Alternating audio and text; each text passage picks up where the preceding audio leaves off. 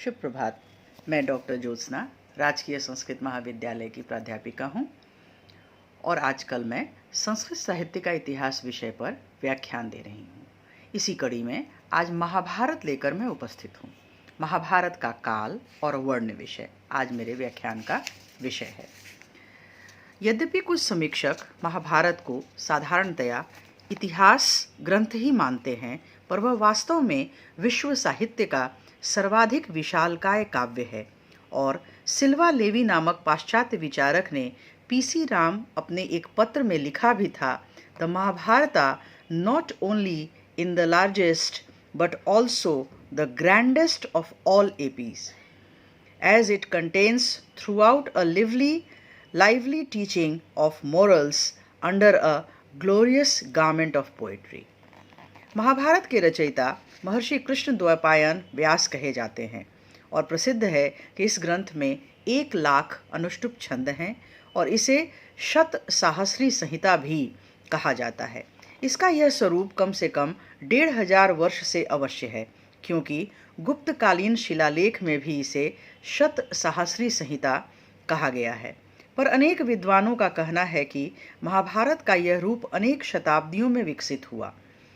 यहाँ यह भी स्मरणीय है कि हॉपकिंस का कहना है कि इस महान ग्रंथ का कोई लेखक न था और यह व्यास नाम जो प्रयुक्त हुआ है वह केवल अपनी सुविधा के लिए तथा व्यास वास्तव में उसका लेखक न होकर संपादक था। स्वयं महाभारत में भी कहा गया है कि व्यास ने 3 वर्ष तक लगातार परिश्रम कर इस अद्भुत आख्यान महाभारत की रचना की। इस प्रकार व्यास ने महाभारत की कथा वैशंपायन नामक अपने शिष्य को सुनाई और यही कथा वैशंपायन ने अर्जुन के प्रपौत्र जन्मेजय के सर्वसत्र में यह कही तथा बाद में लोमहर्षक के पुत्र सौती ने उसे शौनकादि ऋषियों को तीसरी बार सुनाया। इस प्रकार महाभारत में 3 बार 3 वक्ताओं द्वारा 3 श्रोताओं को सुनाया गया और यहाँ यह भी सहज ही स्पष्ट हो जाता है कि जो प्रश्नोत्तर वैशंपायन व जन्मेजय तथा कथा सौत व शौनक आदि ऋषियों के मध्य हुए होंगे, उनके फलस्वरूप मूल ग्रंथ निस्संदेह परिवर्धित हो गया। अतः व्यास का ग्रंथ निस्संदेह परिवर्धित हो गया होगा। अतः व्यास के ग्रंथ को वैशंपायन ने और वैशंपायन के ग्रंथ को सौती ने बढ़ाकर 1,00,000 श्लोकों का कर दिया। इससे यह स्पष्ट हो जाता है कि महाभारत के 3 रूपांतर हुए और विचारक उसके निम्नलिखित 3 क्रमिक स्वरूप मानते हैं। पहला, जय।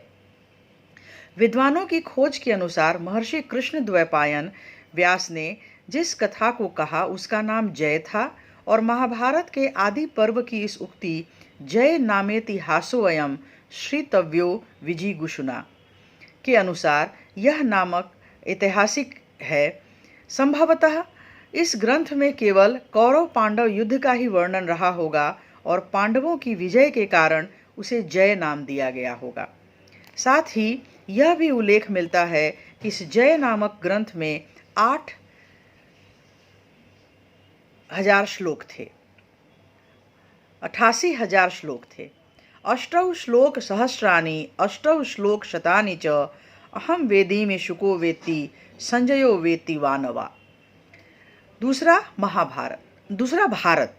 वैशंपायन द्वारा जो कथा कही गई उसका नाम भारत था और इसमें उपाख्यानों का समावेश न होकर युद्ध वर्णन को ही प्रधानता प्राप्त थी तथा उसमें केवल 24,000 श्लोक थे।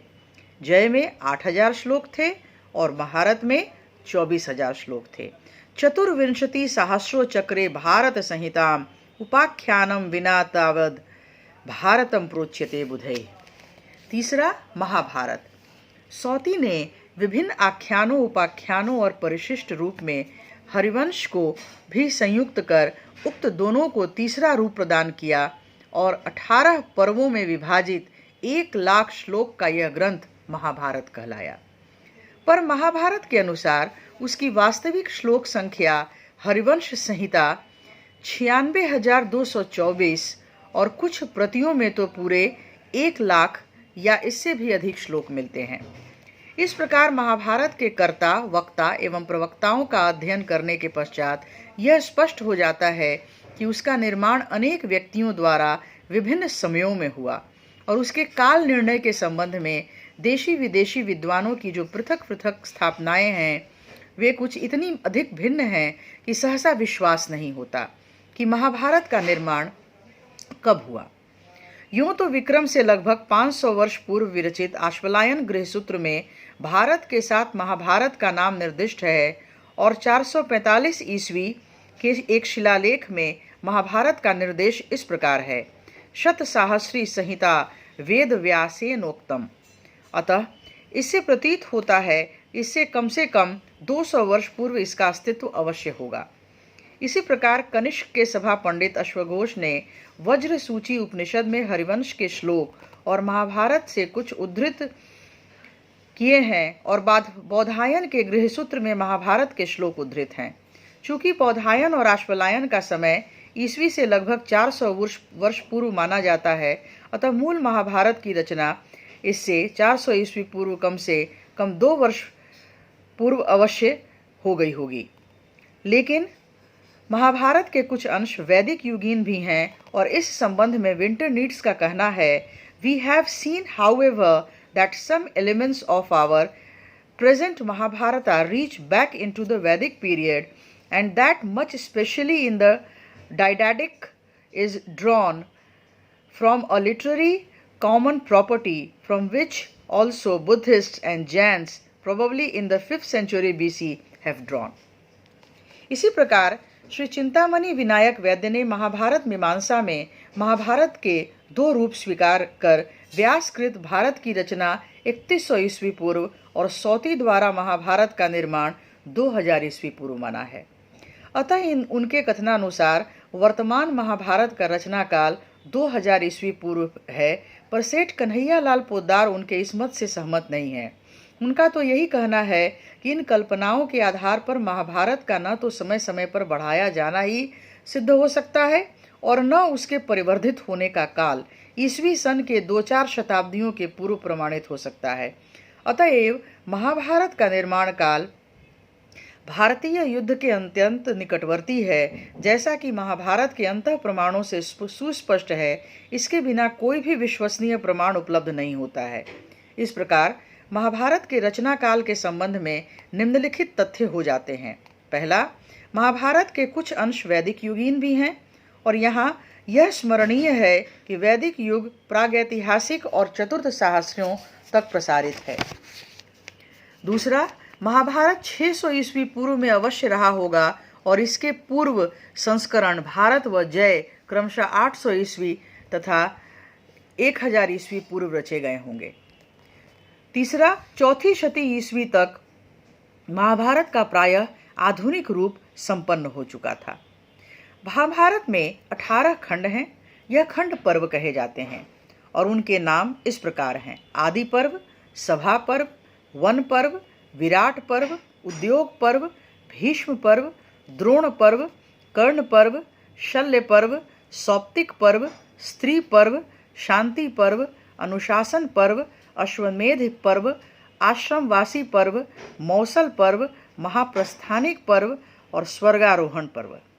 इस प्रकार आदि पर्व में चंद्रवंश का विस्तृत इतिहास तथा कौरव पांडवों की उत्पत्ति का वर्णन है।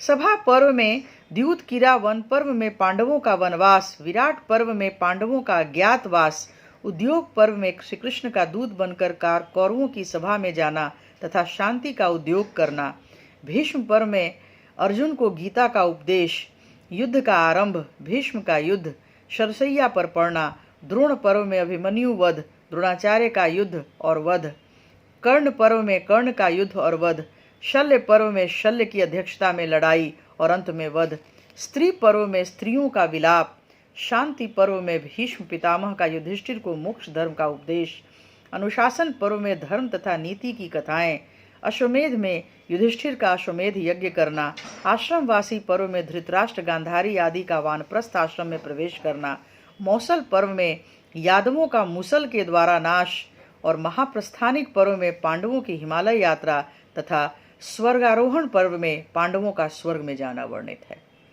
साथ ही महाभारत में अनेक रोचक और शिक्षाप्रद उपाख्यान भी हैं, जिनमें से शकुंतलोपाख्यान, मत्स्योपाख्यान, रामोपाख्यान, शिवी उपाख्यान, सावित्री उपाख्यान और नलोपाख्यान पर विशेष प्रसिद्ध हैं। इनके अतिरिक्त हरिवंश भी महाभारत का अंश समझा जाता है और इसमें यादवों की कथा विस्तार पूर्वक दी गई है तथा इसके 3 पर्व हैं। हरिवंश पर्व जिसमें श्री कृष्ण के पूर्वजों का वर्णन है, विष्णु पर्व जिसमें श्री कृष्ण लीला का अत्यंत विस्तृत वर्णन किया गया है, और भविष्य पर्व जिसमें कलयुग के प्रभाव का वर्णन है। उपर्युक्त कथन से महाभारत की विषय वैविध्यता स्पष्ट हो जाती है और विचारकों ने उचित ही कहा है कि महाभारत का रचयिता अपने युग की समग्र साहित्यिक और सांस्कृतिक निधि को अपनी कला के माध्यम से एक सूत्र में उपनिबद्ध करने में सफल हुआ है। हम यह भी स्पष्ट कर देना उचित समझते हैं कि कुछ समीक्षक महाभारत को एक ग्रंथ न मानकर प्रकांड संग्रह ग्रंथ मानते हैं और उनका विचार है कि यह इसके प्रत्येक पर्व की पुष्पिका से ही प्रभावित होता है, जिसमें इसके लिए संहिता अथवा संग्रह ग्रंथ का प्रयोग हुआ है।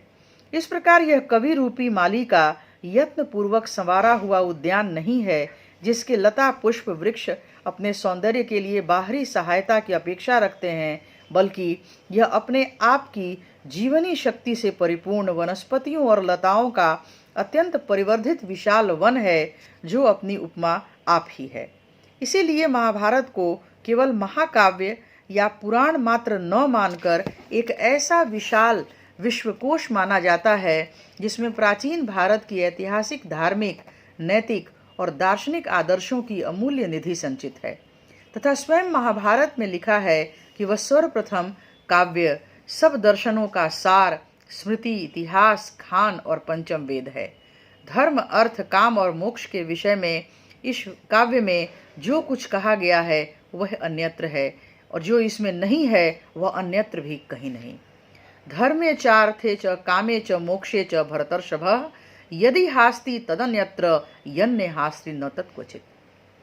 कहा जाता है कि जैसे दही में मक्खन, मनुष्यों में ब्राह्मण, वेदों में आरण्यक, औषधों में अमृत, जलाशयों में समुद्र और चतुष्पादों में गौ श्रेष्ठ है, उसी प्रकार समस्त इतिहासों में यह भारत श्रेष्ठ है। महाभारत के पात्र और उनका चरित्र भारतीय संस्कृति की अक्षय निधि है। इनके गौरव गरिमा के मंडित चरित्र का विश्लेषण करते हुए आचार्य हजारी प्रसाद द्विवेदी ने लिखा है, महाभारत उज्जवल चरित्रों का विशाल वन है।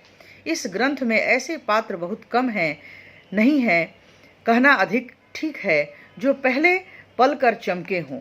सब के सब एक तूफान के भीतर से गुजरे हैं। उनका विकास कवि की सुनियंत्रित योजना के इशारे पर नहीं हुआ है, बल्कि अपने आप की भीतरी शक्ति के द्वारा हुआ है। जैसे महावन का विशाल वनस्पति हो, जो तूफानों और शिलावृष्टियों की चोट सहकर और पार्श्ववर्ती वनराज की भयंकर प्रतिद्वंदिता को पछाड़कर आकाश में सिर उठाता है। इन पात्रों ने अपना रास्ता स्वयं निकाला है। अपनी ही रची हुई विपत्ति की चिता में ये हंसते हंसते कूद गए हैं।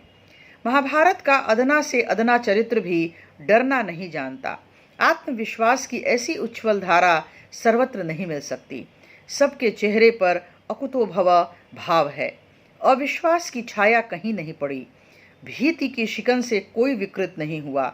निर्भीक, साहसी, तेजस्वी महाभारत पढ़ते समय पाठक एक जादू भरे वीरत्व के अरण्य में प्रवेश करता है, जहाँ विपत्ति तो है पर भय नहीं है, असफलता तो है पर निराशा नहीं है, जीवन की गलतियां तो हैं पर उनके लिए अनुताप नहीं है। सरल, तेज, अकृत्रिम दर्प, निर्भीक वीरत्व, विवेक युक्त कर्तव्य और अकपट आचरण महाभारतीय वीरों के चरित्र के मूल स्वर हैं। इस प्रकार यहाँ निष्कर्ष स्वरूप में कहा जा सकता है कि यह अमर भारत वृक्ष भावी कर्मियों के लिए उसी प्रकार आशय है जैसे प्राणियों के लिए मेघ। सर्वेषां कविमुपाख्यान उपजीव्यो भविष्यति पर्जन्य इव भूतानाम अक्षयो भारद्रुमः इति। तो ये महाभारत का वर्ण विषय और महाभारत के काल की चर्चा मैंने आज अपने व्याख्यान में की। आशा है आपको पसंद आएगी। धन्यवाद।